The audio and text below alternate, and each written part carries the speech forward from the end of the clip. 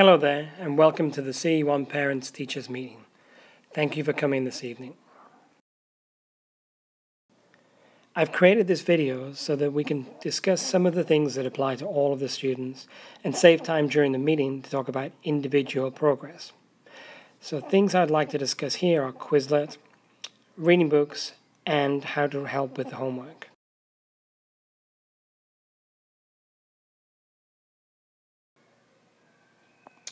So let's look at Quizlet first. Most of the students have already used it in the classroom and probably all at home too. But in case you don't know, here's how it works. So when we first go to the website, we need to log in. Every student's username is TES plus their name. So we'll have a look at Ethan's here. And all the passwords are the same: Mr. Dawson, no spaces, no full stops. Once we get inside, we can look at the CE1 class. And then if we are doing spelling, we can have a look at the spelling words. If you'd like to look at some of the vocabulary we've learned, you can look at this. If you have an Oxford Reading Tree book, you can search in here and find the vocabulary for the book that you're looking for. So once the students are inside here, I know the temptation is to play the games. But I think the most important thing is that they first use the flashcards. So let's just go back to the main screen. For the spelling words, they can first review the flashcards. I recommend that you look at the photos first, and then you can flip to see the words. Mice. Hour. Honest. And once they've practiced that enough, then they can go ahead and try the learning or try a test. So if they just choose a written test, that will be pretty much the same as our spelling tests in class. But if they want to add extra questions with some variation, then that's also fine. At the end of the test, they will be given a score, and they can see how much more they need to practice. Then they can go on to play the game.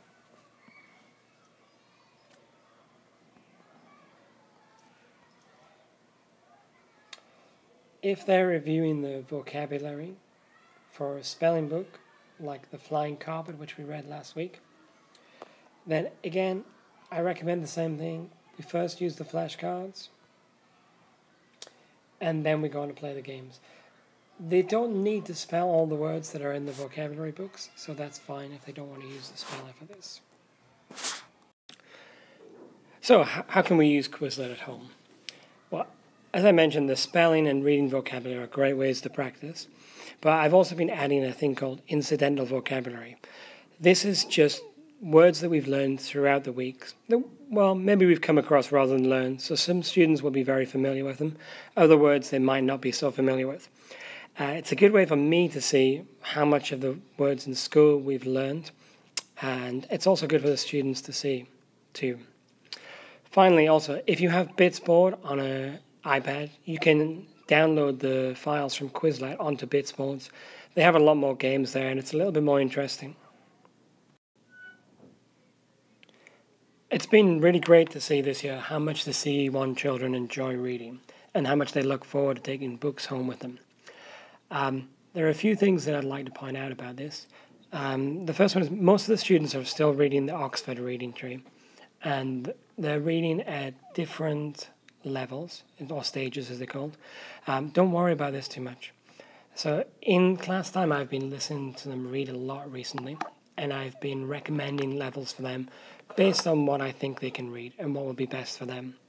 It really doesn't matter that they're at a higher or lower level than somebody else. It's what is best for them.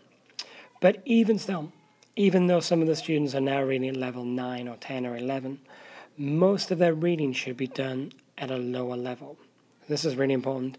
If you imagine the reading that you do yourself, the vast majority of your reading is reading things that you already know all the words to. And this is because the main purpose of reading is to get meaning from the text. And this is something that a lot of the students in CE1 are struggling with at the moment. We have a lot of students who are able to decode words very well, but they're not very clear on understanding what they're reading. So to improve that, it's very important that they read lower level books where they're not struggling with any of the vocabulary or words, that it's really easy for them to read, but they can read and they can understand the message that's coming through. And because of this, I've ordered a lot more books from the school recently, so hopefully they'll arrive in a few weeks, so that we'll have other books outside of Oxford Reading Tree, including the My Weird School Days books that a lot of the students have been enjoying. So I'm sure most of you are familiar with our homework schedule now. So generally the students have two kinds of homework that I ask them to finish each week. The first one being spelling. So the idea is that they go home and practice the spelling words for the test. So each time there will be 5 words before each test. I think it's a good idea to do 5 words at a time and not do the 10 words at one time. The second thing that I've asked the students to practice is to do the daily readings. So the daily readings are for 2 reasons mainly. One reason is that I can ask the students to read something every day.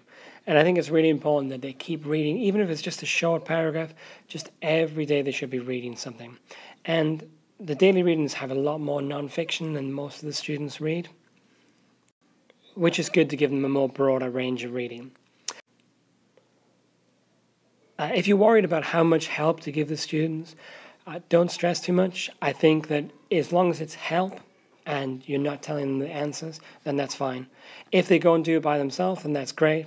If you sit down and work together with them to learn the words, that's also fine. That's not a problem. As long as you're not just telling them the answers, then that's going to be helpful for them.